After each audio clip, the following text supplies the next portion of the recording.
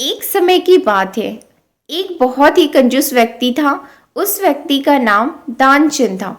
उसके पास धन तो बहुत था, परंतु उसने कभी किसी को दान नहीं किया था।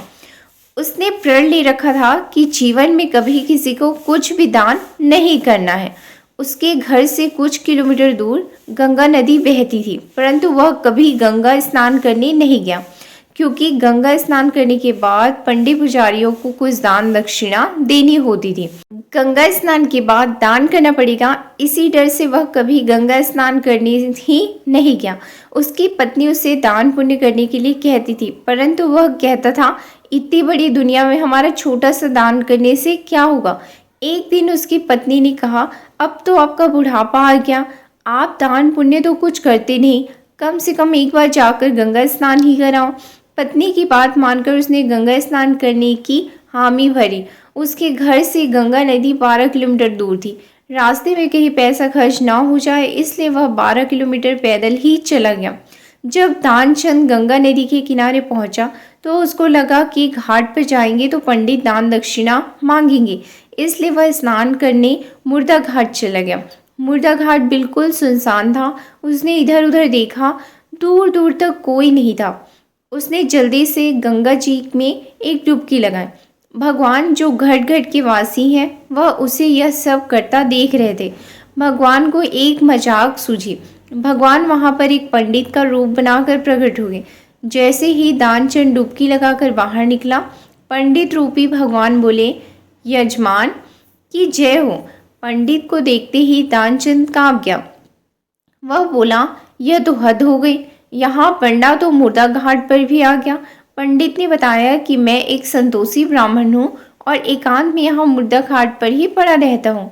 यहाँ पर कभी कभी आपके जैसे कोई यजमान आ जाते हैं और मेरा साल भर का इंतज़ाम इकट्ठे ही कर देते हैं।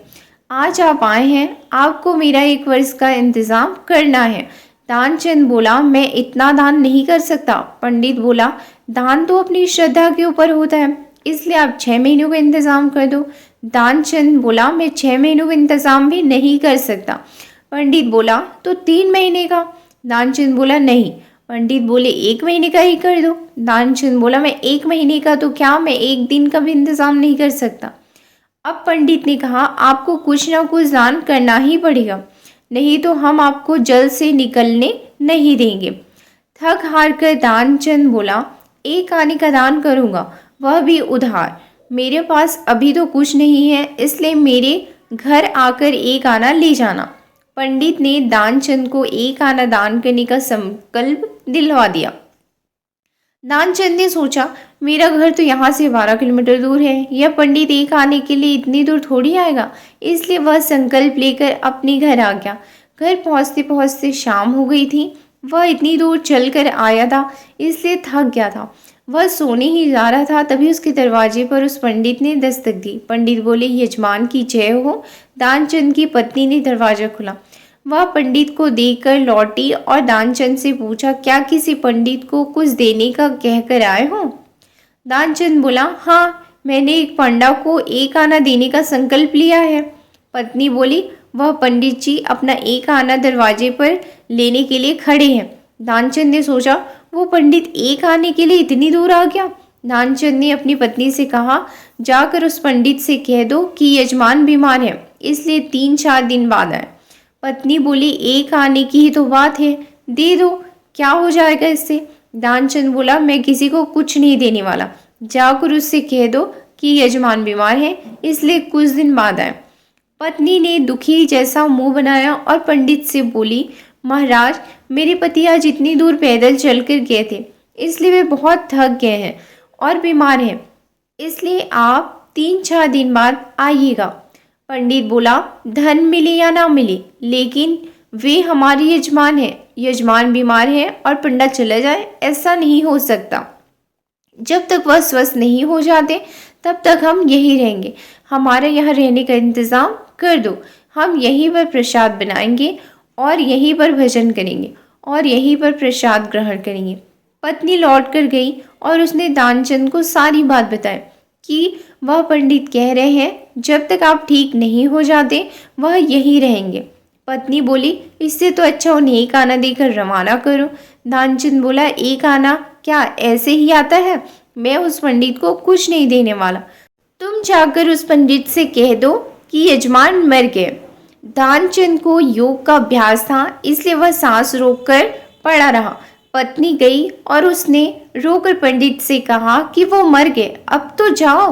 पंडित बोले, अरे राम राम, यजमान चला गया, जब तक उसका अंतिम संस्कार ना हो जाए तब तक हम कैसे जा सकते हैं? पंडित जी बोले, तुम महिला कहाँ कहाँ भटकती फिरोगी, हम सारे गांव में यजमान के मरने की खबर किए देते हैं।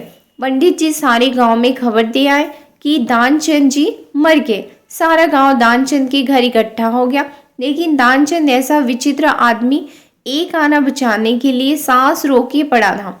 गांव के लोगों ने दानचंद को मुर्दा समझ के पूरा अर्थी सजा ली और अर्थी में उसको लपेटकर बांध दिए। अब उसकी पत्नी सच में रोने लगी और रो रो कर बोली, यह मरे नहीं है। गांव वाले बोले, बहन यह तो तुम्हारा मोह है, जाने वाला तो गया, इसलिए धीरज रखो। पत्नी बोली, अरे किस बात का धीरज रखूं, यह मरे ही नहीं है। गांव वाले दानचंद को बांधकर अंतिम संस्कार के लिए ले गए। पत्नी बेचारी रोती रह गई, लेकिन वह विचित्र आदमी इतना सब कुछ होने के बाद भी सांसें रोके पड़ा था। सबके साथ पंडित बने भगवान भी उनके पीछे पीछे चल दिए। भगवान ने सोचा, हद हो गई, हम कहीं नहीं हारे, पर आज तो इस दानचंद से हम भी हार गए। ऐसा गजब का विचित्र आदमी हमने कहीं नहीं देखा। एक आना बचाने के लिए यह आदमी बिना मरे मरा पड़ा है और चला जा रहा है। जब दानचंद को लकड़ियों पर रख दिया गया और केवल अग्नि लगनी ही शेष थी, तब पंडित रूपी भगवान बोले कि यह हमारे यजमान थे, हम इनकी मुक्ति के लिए इनके कान में कुछ मंत्र बोलेंगे। भगवान उसके कान के पास मुंह लेकर गए और बोले, मैं भगवान विष्णु हूँ, मैं वैकुंठ से तुमसे नाता जोड़ने आया हूँ। दानचंद ने जैसे ही सुना कि भगवान बोल रहे हैं, उसने धीरे धीरे आंखें खोली, लेकिन जैसे उसने देखा कि यह तो पंडित है, उसने फिर से आंखें बंद कर ली।